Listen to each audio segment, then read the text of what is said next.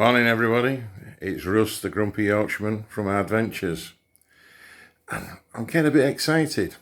Tomorrow I'm going to collect a new Defender from Guy Salmon Land Rover, Wakefield, and I've got this new Defender for the full day.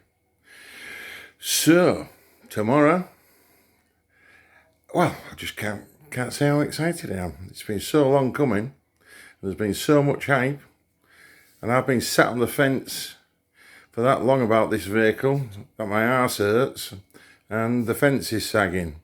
So tomorrow we find out what I really think. I mean really think. I can tell you now what I really think. What I really think at the moment from all the YouTube videos I've watched and the people who've already just picked them up, it's not a Defender. It's a replacement Disco 4.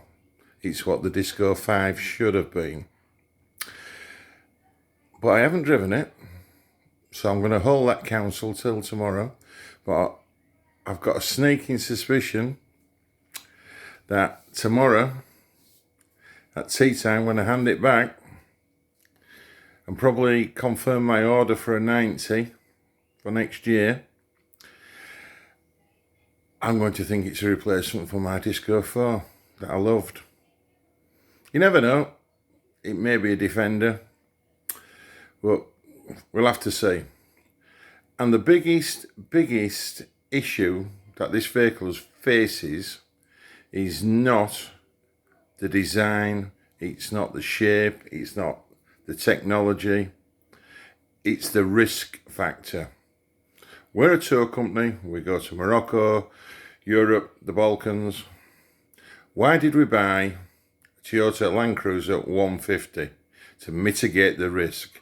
Not because it's a better vehicle, because it's not. It's not a better vehicle than my old Disco 4. That is for sure. But the risk factor is less. And Land Rover's problem, they've got to make sure that this vehicle's reliable. The first video I watched, there was an engine warning light on. Not a good start. So we're going to hark back to the first one now this morning. Where are we? There we go. I'm having my porridge and I'm having a cup of coffee out of my Huey mug.